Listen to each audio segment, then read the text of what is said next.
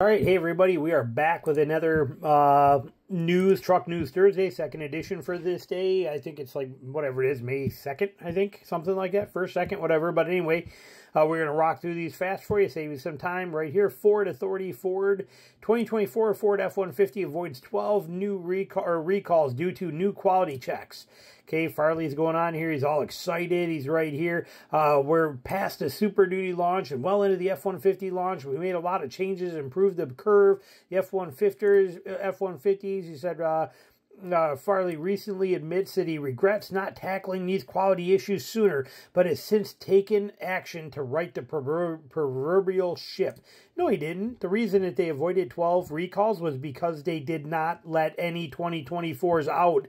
No 2024 F-150s went out in the first quarter, so they sat there on lots. And the few that did go out, any of those problems they found, they were able to fix them. Well, they had all 600,000 of their F-150s still sitting basically on their on the racetracks and in stadiums and all the crap they had them in. That's how they avoided 12 recalls. They had the trucks still sitting there and not released yet. Had they released them to the public, there would have been 12 more recalls to it. This truck has only been out literally hitting dealers for like the last 2 weeks, and yet they avoided 12 recalls because they had them there. God, the way that people twist the words to try to make you think things. I'll give you a perfect example. I just heard a commercial on the radio the other day, stuck with me, and a commercial said that detergent that you're pouring in, that bottle of detergent contains 90% water. Tide Pods only contain 12% water. And everybody's like, ooh, wow, really?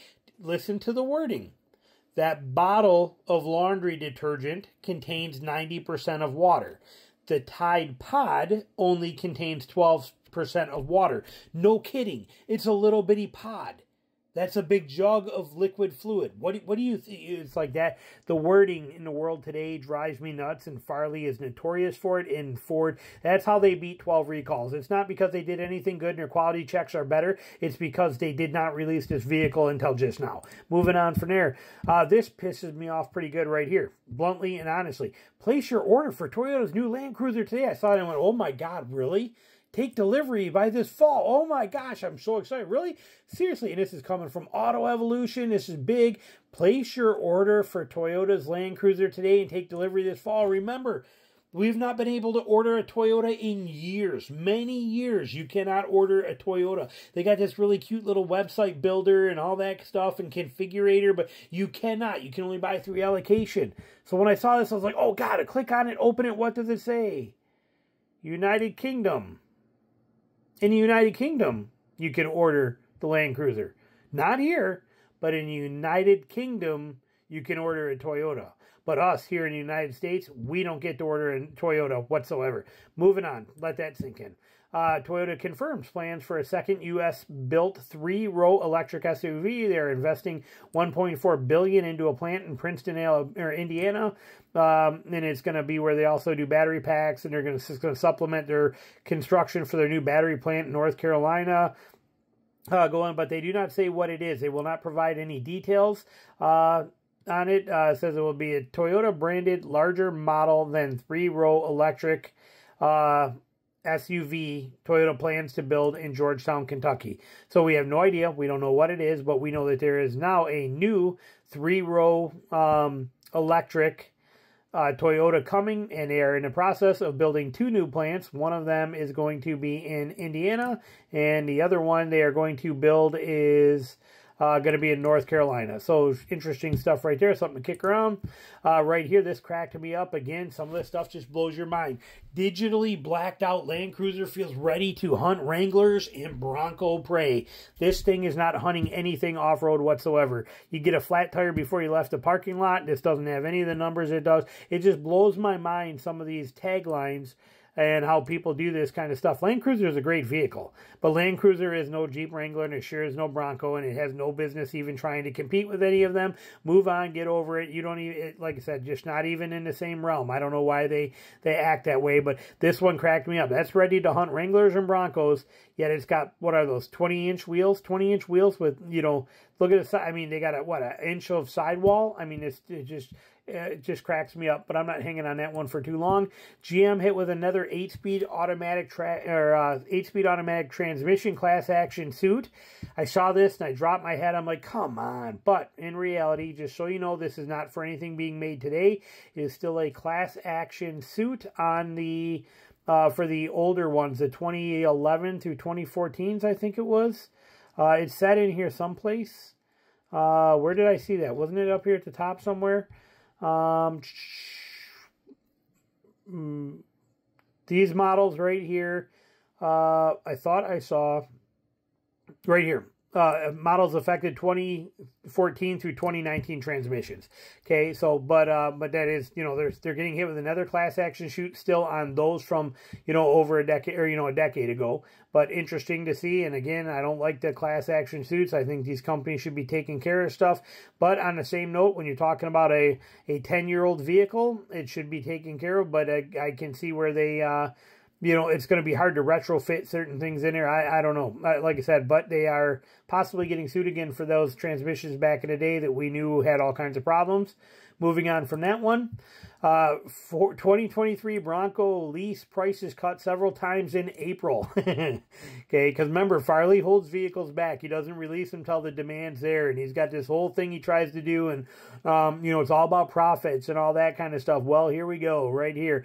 So they have cut it down, but it is interesting that just during the month of April, okay, they've offered some incentives that you see right here, $1,000 rebate in some markets, blah, blah, blah, little piddly crap. But here's the interest rates on a 36-month lease straight through Ford. It's currently 3.6%.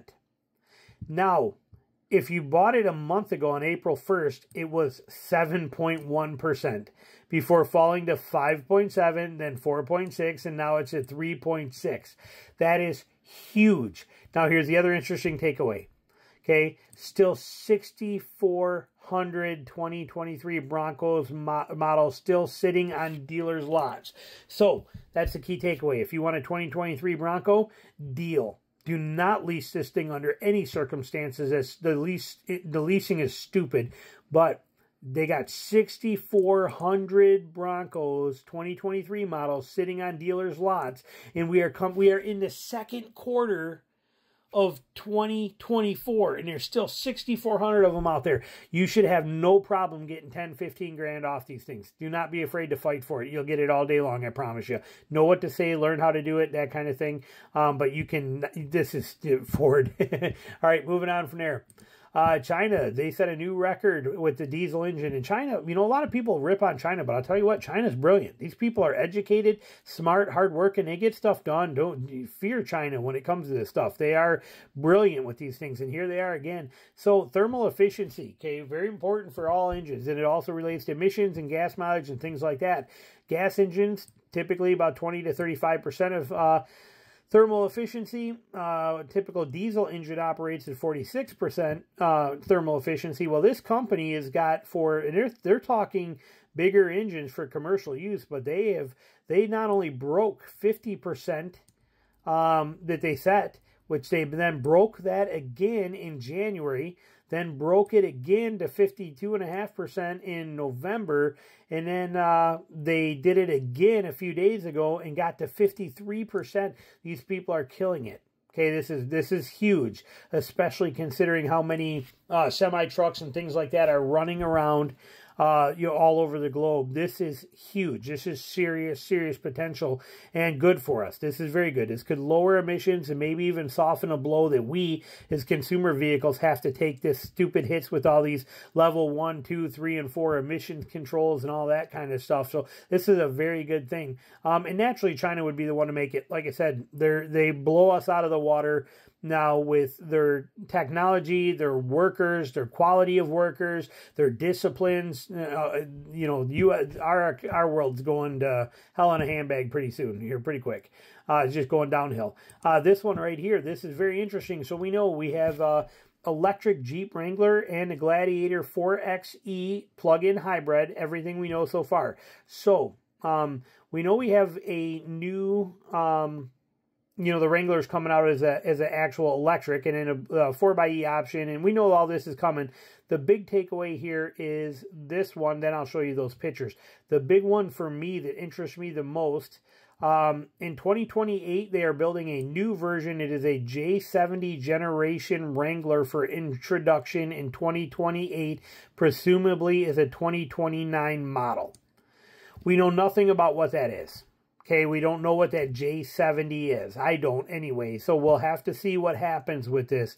But that means that in 2029, Wranglers, Gladiators, all that kind of stuff is going to be changing pretty good. Given what we currently know about the Stellantis frame and Stellantis large EV architectures, seems like the J70 will go to a full independent suspension. Again, because it's possibly all electric, so keep that in mind. It's easy to do all electric or full suspension, independent suspension on electric. It's not hard to do because each wheel has its own motor for the most part. Can't imagine Jeep would actually dilute the off-roader's prowess in a marquee product. If anything, we think the J70 Wrangler will have to be clearly superior off-road to its predecessor to clear the legitimacy bar. We don't know, but we do know that it is going to be 2029 when we are going to see something new Wrangler-wise. Now, other thing, we knew this already. I talked about this months ago, and people still argued with me. Okay, the Gladiator plans go through 2028. Okay, we will not see a new Gladiator or a disappearance or discontinuation of a Gladiator until after 2028. The UAW documents, when they were on the strike and they made all the agreements, doesn't indicate that the Gladiator will get a second generation. So read into this omission that what you will, but there's some exciting news for folks who've been hoping for a plug-in 4xe version of the Gladiator. It's coming. Okay, the documents has the Gladiator 4xe coming in 2025, presumably with whatever upgrades the JL Wrangler will get at the same time. Okay, so we know that the Gladiator in 2025 will come out as a 4xe option, and we know that the Gladiator is still going to be made through 2028. After that, we do not know. Again, we don't know what's going to happen because of this new J70 series that's going to happen. So, interesting news here with what's going on over there. Let's see if they show us anything interesting in these photos. I didn't even look. So, these are just, they're eye candy is what they are. You got a little bit of everything in here. But they're not giving us anything else that we're going to find beneficial on there. So, but anyway, interesting to know. Next two, we got two left. This one right here. Torque news. Oh, so here we go. I talked about this earlier today. I told you about that brand new 2024 with the motor went down. Okay, this was posted yesterday. I heard about this one before, but I just found the article on it. My 2022 Toyota Tundra is back to the dealer for the third motor going in at 49,000 miles. Here's the truck. Here's the story. Remember, you can go up here, just type in Torque News and type in Tundra back at dealership third motor or something like that. And it'll pop the article up for you because there's a video and you can watch it too. Okay, he is frustrated. He is upset. The motor, he's fed up. He's, 3 motors at 49,000 miles. First one blew at 30,000 miles. Okay, this is crazy. Now, the second one, it seems to me like... first replacement happened at 30, this one at 49. Engine looks to be, or the engine locked up while cruising down the road at 60 miles an hour. This is the third and last time this truck will leave me stranded on the side of the road.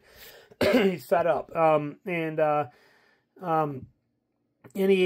as far as whether it could have been, the cause isn't known, but it's speculation. Is based on a few factors: improper cleaning of the block, improper torquing of the engine grid, main caps, one piece. Person doing it, putting it together, did not do their job. Point being, that other guy that just lost his had his go down at, that we just talked about earlier today. He lost his at 7,000 miles, and his truck, his 2024, went down. I would not take them doing this again where they're going to strip everything off your motor down to the block, give you a new block, and then put all this crap back on. I don't care how good a technician is at Toyota. Okay, they're not that good. I don't want them doing that to my brand new truck. I would much rather get a brand new crated motor with everything attached where literally all you have to do is hook up the trans, hook up the battery, connect the wiring harness, and mount 4 mounting bolts, you know, for your engine mounts. Then you're done. Now you have my attention. But if you think you're going to strip my whole motor apart and then put it back together and it's going to be done on my brand new truck from the dealership versus how it's done at the factory, you bumped your head. It will not be. I would not accept it. And here, this guy's fed up too. 3 motors and 49,000 miles on a 22 Tundra. Blows my mind. And again, it's okay that the motor went down the first time. He's even okay with the fact that the motor went down the first time. He expected it fixed. Toyota is not fixing it the right way. How does Toyota fix it right? After the first motor went down, you put a brand new crated motor in it. 100% done. 4 bolts, a wiring harness, and hook the trans up, and it's good to go. And then now you got something. Probably would have never had a problem again. And then if it had a problem with the second motor, they should have gave him a brand new truck and Toyota should have took and ate it. But no, now we're at 3 motors and they don't know what they're going to do. This is just insane. Moving on from there, this one's funny. Okay, TikToker got rid of her Chevy Tahoe after paying over $50,000 in interest. A loan with 10.2% interest rate on an $84,000 SUV. She looks like a interesting kind of character anyway. Here she is. That was not her right there. I don't know what that is there. But she says right here, Arnold, this is her. Where'd I see her? I seen her in here somewhere. Where's her thing? What's going on here? It must have, is it right here? I don't know. It showed a picture of her. This is her right here. Yeah, that's her right there. So it's going through things. I'm not clicking on this, but this is her anyway. You can see her up there and her husband, but he, she was concerned getting rid of, or considering getting rid of her husband's Sierra truck because a $1,400 Tahoe payment is a whole lot better than a $1,600 Sierra truck payment. Her words exactly. The $1,600 truck payment was a loan with 14% interest. Now it seems that really the reality of these purchases have caught up with them, and she ended up selling it. Honestly, it blows my mind that I have paid $50,000 into this car and only paid off $10,000. She said she still owes a balance of $74,000. I mean, come on. You know, it's her lack of personal responsibility is almost as shocking as these loan terms. Rather than owning up and taking the shovel and digging herself into this financial hole, she claims that it is taken advantage of by the dealer. This is the world we live in. This is the world we live in. These people vote and they have opinions, and she's what you call a TikToker. So she is a influencer. And how many does it say that she got on there? It does not say how many, but I'm sure she's pretty heavily followed. And for them to pop up like this, and she is an influencer, and that just goes to show you what the world is like. And on that note, we are going to end this one. Thanks for watching as always. We'll be back with more truck news next Thursday for you.